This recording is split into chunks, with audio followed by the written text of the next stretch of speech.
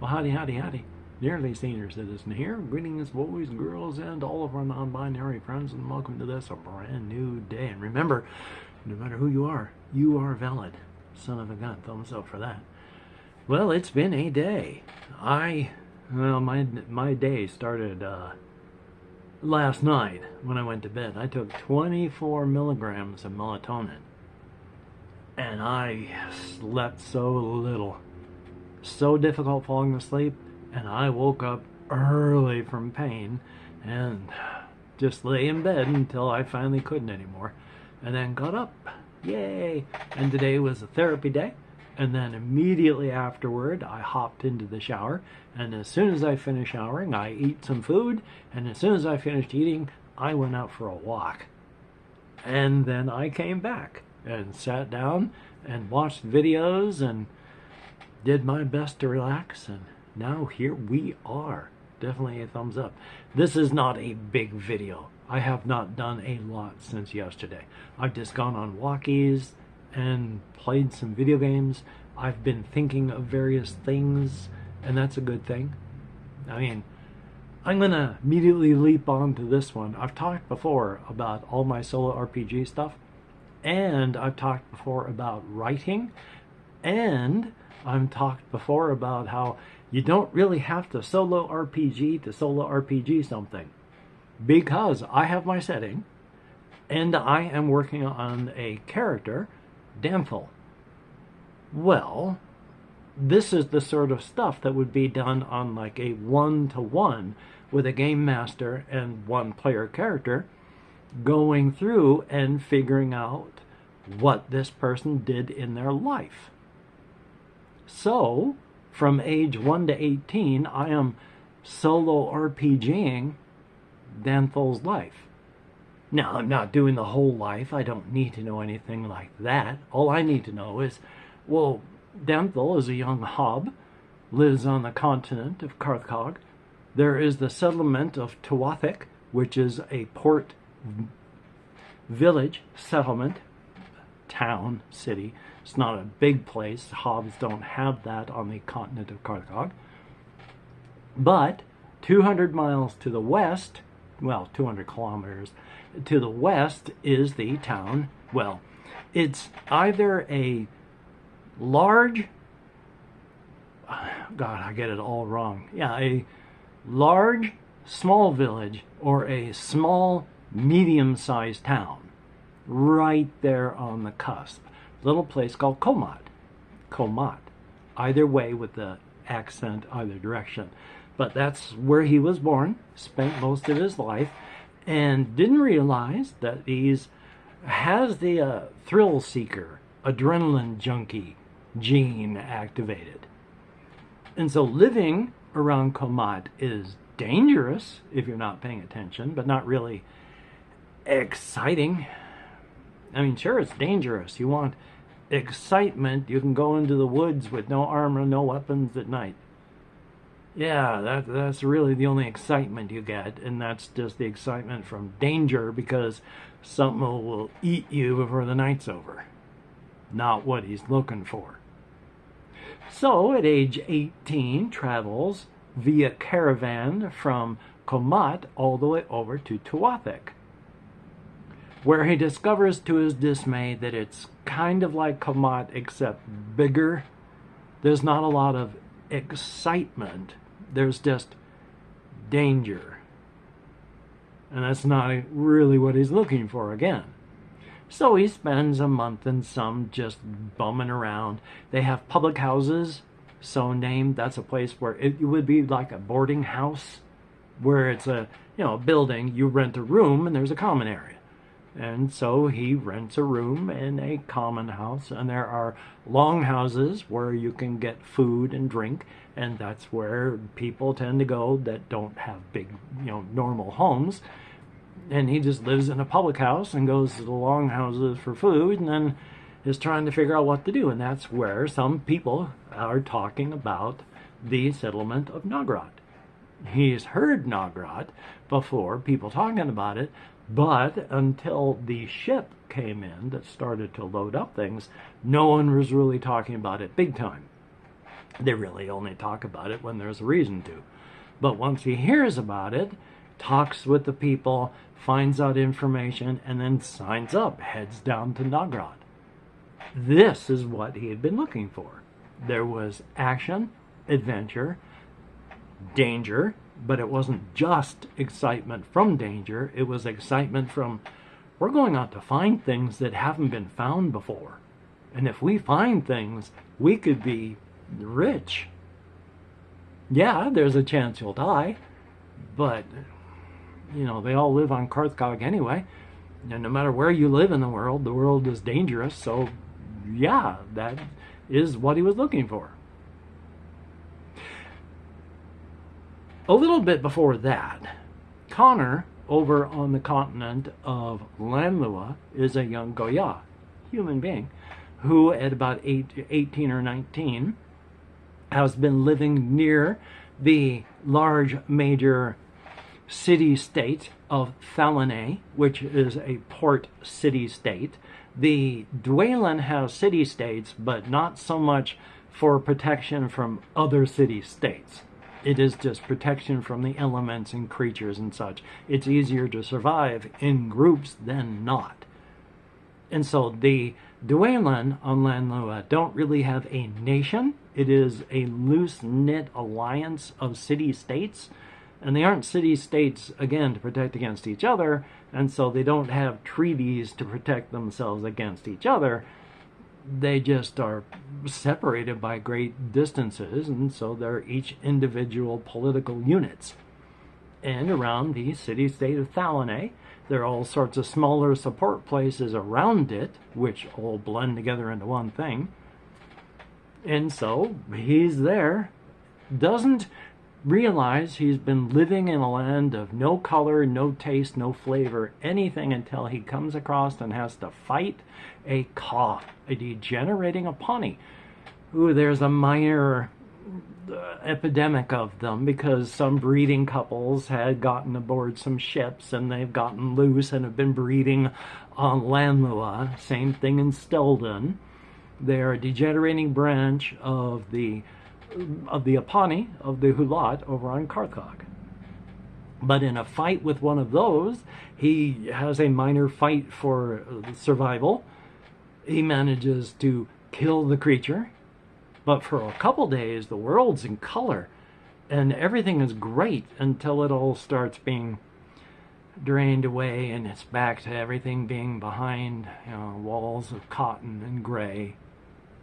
Because he's got the thrill seeker and adrenaline junkie genes too. So after having a stare-down battle with a young bandit who he manages to intimidate enough to get away from, that colors up everything again to the point that he just says, you know what, I need to leave here, and signs up to go to Karthkog because he doesn't want the world to keep going to gray. So he ends up over in Tawapik, finds out about Novgorod within the month, and then signs up with the West Adania Merchant Group to go the 1,500 kilometers down the coast to the port settlement of Novgorod. Well, it's down in the port settlement of Novgorod. Well, when you have adventurers, they're largely groups of 4 because it's a nice square block and it works out real well. But you want to make sure that you are compatible with the group. So the group spends the day together doing things for about a week. You know, you spend like 2 days with one person, 2 days with another, 2 days with a third. And you spend the day with them, going out and working together. And then you spend the evening together, carousing and relaxing. And then you spend the night together to see if you're actually fully compatible. And after a week, everyone decides if that works as a group. Thumbs up. On one of those things, though, that's when Danthel went out with the group, and before they even got to where they were going, that's when the 4th member of the group, a young fighter, got grabbed by something from the bushes, dragged off into the darkness, and everybody ran as he started screaming, and the tearing sounds of meat and breaking bones started to occur. It took the 4 guys so long to die that the screaming and the sounds of butchery faded in the distance because they got far enough away they couldn't hear it anymore. Not that the guy died first. So two of them decide that we need to get a third. Danthel is shocked and horrified. Well, fourth, to replace that guy. Danthel's shocked and horrified because, again, he wanted excitement, not just danger. But it's young Connor that they pick up and bum around with to see if he can replace that one. And that's when the four of them, Connor, Danthel, and then these two others, they go off and do adventurous stuff. It's after that that the other couple decides that, you know, this is a bit much. And they leave to go away from Nagrot to another place just to make some money. They didn't really want the danger and the excitement. You can make your fortune going out into the organic wood around Nagrod. But you can also be badly, badly killed.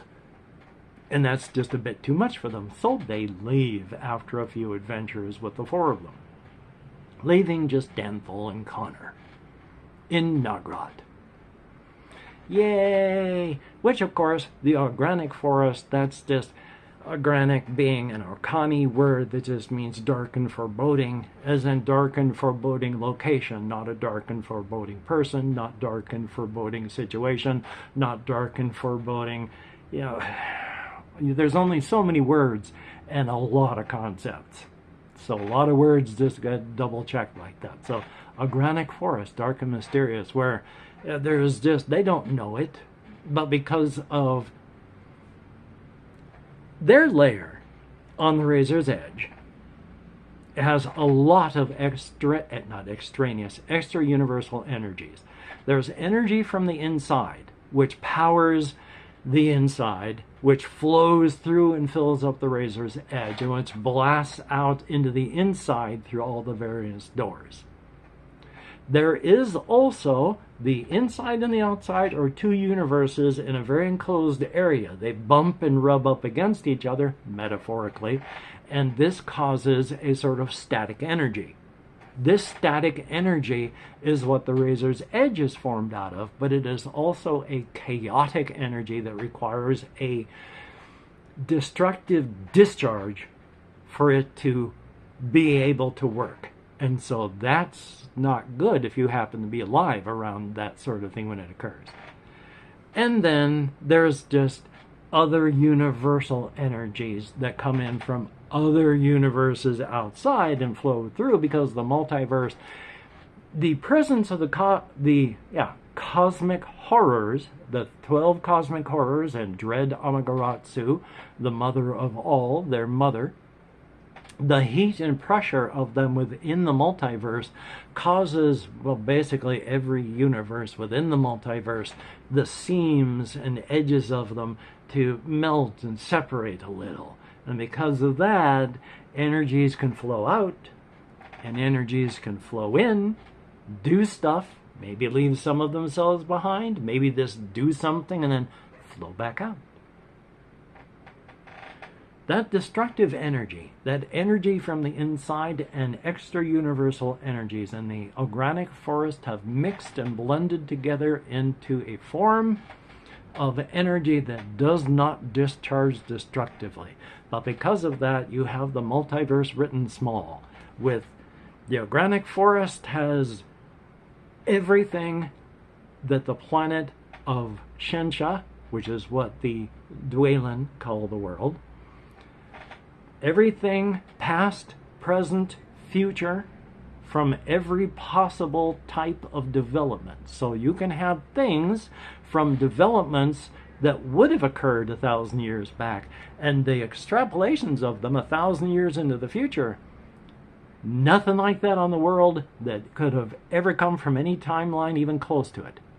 But it's still a part of it, and you can run across stuff like that. It is not uncommon to run across gigantic chambers, kilometers long, filled with machinery that is incomprehensible, and then of course find it gone if you ever try to go back to it. The organic forest, you can die easily, you can make your fortune. Because after all, it's something that is object, which is strange and unusual, a collection of, well, extra universal energies. And if something's just object, you're likely to be safe, but you can always be T-boned and eaten by a bear. There's object Ankar, which I've mentioned all this before, but it's with the context of what I'm saying now. Object Ankar, which is it's dangerous and awful, and you'll probably be killed, but if you're really careful, you might be okay. And then there are areas that are object Nagai, where abandon all hope ye who enter here. They're not going to come and get you if anything goes wrong. You just call them up on the phone and say, oh, we're in danger. Where are you? We're in the object Nagai. Well, if you survive it, give us a call. But you can make your fortune. But yeah, this is the whole area that they're in, and solo RPGing just by working all that stuff out with Danthel and Connor. I didn't need a GM, and I've learned more about the world because I didn't know that there was a place called Komat, 200 kilometers to the west of Tuathic, until Danthel needed a place to live. Of course, there is something that I haven't mentioned about in the place that I've been working on, where it's just a weird thing, like the blighted wasteland we have close to where I live, that's just a bunch of dead trees and stuff. I figure about 20 kilometers to the southwest of Tuathic, there's a place that, if you took the corner of a box, you know, that triangular part of a box where the corner is, and you smack it onto soft clay, where it comes to a triangular point and it's downward in the earth, I figure that you'd find something that looks like that, like 2 kilometers wide and then 2 kilometers in, and then where it comes to a point, it's about a half kilometer down. Like the box went thunch, only there's nothing that fell on it, nothing got smashed, but all the land there just went, and everything inside there is just blank, white, bleached, dead. Grass, plants, of course, grass and plants, trees, bones of the animals that used to be there, just bleached and dead. And the only thing that's alive that's inside of there is a foot or two of stuff around the edges that's only slowly starting to creep in. You can go in there. You won't die. But who's going to go in there? It's not like it's filled with treasures. It's just a place where everything's dead. In the center of that area, there are some buildings and humanoid skeletal remains, but who knows how long ago this happened? It's just all dead there. So thumbs up. And then, of course, there's the 3 lobes of Karthkog, the lowest lobe, where there's the largely subterranean that are starting to come up and out onto the surface, people that, because of the harsh conditions after the war 5 million years ago, and the movement of the tectonic plates on the planet, it was very bad on that one, and the only reason that any people-type people survived is because they went largely underground. The second lobe, no megafauna survived. And megafauna is just anything over 40 kilograms, little over under 100 pounds. Human beings, we're megafauna. And on this continent, none of the megafauna survived. And on the next lobe, the one that the Hulat are expanding down into, well, all of the Australopithecine type creatures died off after the war, and leaving just a bunch of rodent-like creatures to fill a vacuum. And so there are races of rodent-like beings that are down there that the Hulat are going to come in contact with as they continue spreading out south and to the west. And hey, if you are a patron, thumbs up and thank you. You are beautiful and awesome. Without your help, I would be hurting, especially since my rent's going up by $100 next month. Thank you so much. You help me out an incredible amount. You are beautiful and awesome. And because I always forget, hey, I do have a GoFundMe down below. If you could check that out, I'm trying to save up enough money to get myself a computer that will play games, and record video. Because right now, I can't edit video or play games on my computer over there, which isn't true. Surprisingly, Oblivion plays great. Fallout New Vegas, I have to lower it to potato to make it work. But Oblivion runs real well. I can't record well. I made a short of myself jumping around, and that horrible audio was the best it does. So, it ain't great. I can't record much. Periodically I can if it's really old and runs well, but nothing else.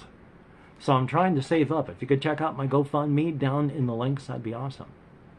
And hey, if you have left me a comment, thumbs up and thank you. You are beautiful, and I don't know why I do this with this hand and then this with this hand. Thumbs up, thank you so much. You are beautiful and awesome. I read as many comments as YouTube shows me. I thumbs up and heart the ones that allows me. And I answer as many as I can, which is not as many as my nerd compression will allow. But thumbs up and thank you. You too are beautiful and awesome. And if you have watched this far, if you could write Pepper Crushed into the comments to let both me and the YouTube algorithm know that you watched this far, that would be awesome. There are a couple of you, one or two, that do that, and I appreciate it very, very much. It is awesome. Thumbs up and thank you. One, two, it isn't a lot. But the fact that any of you all out there do it is a thumbs up, and thank you. Well, I'm going to edit, render, upload. Today was therapy. Those are always really slow decompression days. So I'm not going to be doing much past that. I'm going to take the rest of the day easy. Going to try and sleep tonight. Oh my God. I'm so tired. But I've been tired my whole life. Thumbs up for that. So I hope you can get done what you would like to get done. I can speak English, I promise. That too would be awesome. And if you can't, please do not beat yourself up. No good reason to do that. You're only hurting yourself, and you're not going to help yourself do it better next time. So please be good to yourself. So, until we meet again, you take care. Have a great day today. I will see you on the flip side, and that is indeed a very, very good thing. No words of wisdom. I'm not wise. I know lots of words, but I'm not wise. Once again, though, I've said it and I'll say it again. You know, good judgment is learned from experience, and experience is gained from bad judgment.